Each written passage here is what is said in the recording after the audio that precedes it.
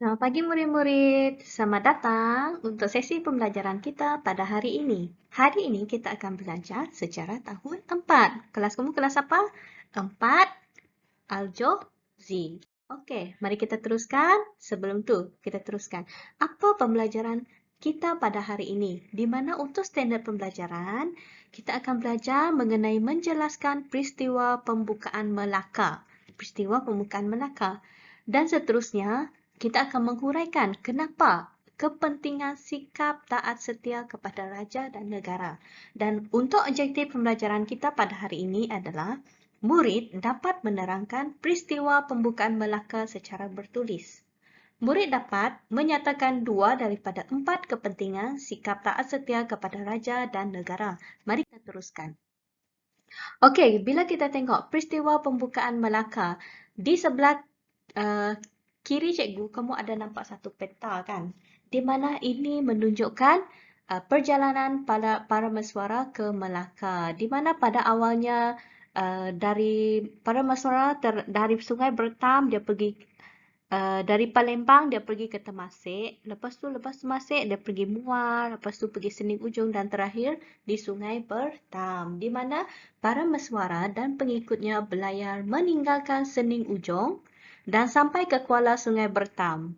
Para mesuara ternampak sebuah perkampungan nelayan lalu singgah di situ dan di situlah dia mengalami satu peristiwa yang aneh. Apakah peristiwa itu? Mari kita teruskan.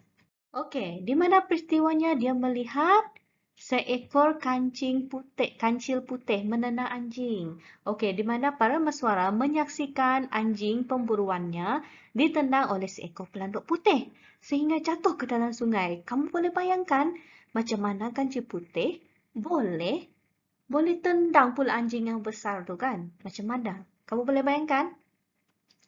Okey, dan seterusnya para mesuara berpendapat tempat itu sungguh bertuah dan sesuai untuk dijadikan sebuah kerajaan apabila melihat seekor haiwan kecil berjaya mengalahkan haiwan yang lebih besar. Maksudnya di persekitaran yang mereka tengah berehat tu, mereka tahu tempat tu sangat istimewa sebab sesuatu yang mustahil berlaku pula kan. Jadi kamu boleh tahu kan bagaimana keistimewaannya. Dan oleh itu, para mesuara membuat keputusan untuk membuka kerajaan baharu bersempena nama pokok Melaka tempat baginda bersandar. Boleh faham murid-murid? Cikgu harap kamu boleh faham. Boleh kan? Okey, kita teruskan. Di mana? Untuk hari ini, kita akan belajar mengenal pasti kepentingan sikap taat setia kepada raja dan negara. Okey, dalam gambar tu kamu ada nampak yang pertama adalah Agong Malaysia yang terkini dan isterinya. Yang kedua, kamu ada nampak bendera jalur gemilang kan? Ada logo satu Malaysia, lepas tu ada pakaian berbilang kaum. Kalau ini maksudnya apa? Maksudnya adalah menunjukkan keamanan sebab berbilang bangsa. Maksudnya dalam gambar tersebut yang ada bendera dengan orang yang berpakaian tradisional tu, maksudnya semua kaum boleh hidup bersama walaupun berlainan kaum. Dan seterusnya adalah peperangan. Askar sedang bertembak, bukan. Dia sedang mempertahankan negara. Dan di sini kita boleh nampak bagaimana peperangan tu boleh kita elak. Sekiranya dengan syarat kita taat setia kepada raja dan negara. Jangan biarkan kita uh, menjadi duri dalam daging kepada negara kita. Jangan kita jadi pengkhianat kepada negara. Kita harus setia. Kalau contohnya kita lahir di Malaysia, ini adalah tanah tumpah darah kita. Kita harus pertahankan tu sampai bila-bila. Boleh? Okey, cikgu teruskan. Apa kepentingan sikap taat setia kepada raja dan negara? Okey, yang pertama, kepentingan taat setia kepada raja dan negara, iaitu negara akan aman dan makmur. Negara akan aman dan makmur. Kenapa? Bila kita setia kepada raja dan negara, automatically secara semula jadi kita akan menghormati raja. Bila kita menghormati raja, kita akan dapat hidup dengan aman dan makmur. Kenapa? Kenapa? Sebab raja ini adalah kita punya raja kan. Jadi kita hormat dia. Bila kita hormat dia, seterusnya kita akan menghormati rakyat yang di bawah raja tersebut sebagai tanda sayang kita kepada raja dan negara kita. Dan seterusnya, sistem pentadbiran lebih tulus. Ini paling betul. Kenapa cikgu cakap begitu? Bila kita tidak setia dekat raja, sistem pentadbiran kita akan berlaku rasuah, akan berlaku ada wujudnya pengkhianat.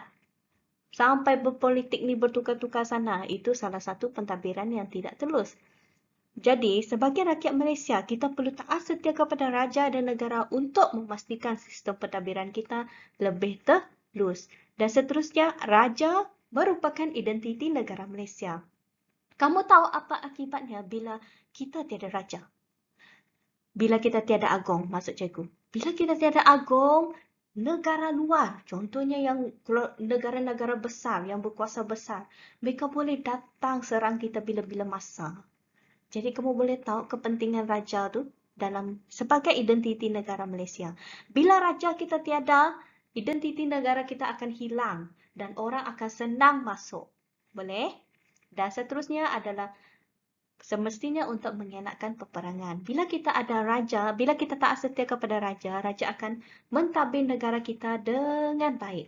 Dan bila mentadbir dengan baik, sudah semestinya peperangan boleh dielakkan. Sebab raja ni dia menjaga apa orang cakap, menjaga keperluan semua rakyat supaya semua rakyat mendapat hidup yang sama rata, hak yang sama rata, semualah. Boleh? Dan itu saja apa yang kita belajar pada hari ini. Okey, cikgu mau sentuh lagi. Hari ini kita ada belajar mengenai pembukaan para mesuara, di mana para mesuara bersama pengikutnya pergi ke Sungai Pertam dan melihat satu peristiwa iaitu anjing putih menendang, bukan anjing putih, kancil putih menendang anjing ke sungai. Dan dia telah ambil nama pokok Melaka tu nama pokok Melaka tu sebagai nama tempat kawasan yang dia ingin namakan iaitu Melaka. Boleh? Dan seterusnya kita belajar tentang kepentingan kesetiaan, tak setia kita kepada raja dan negara. Ada 4 tadi kan? Cikgu harap semua murid dapat terima dengan baik. Terima kasih.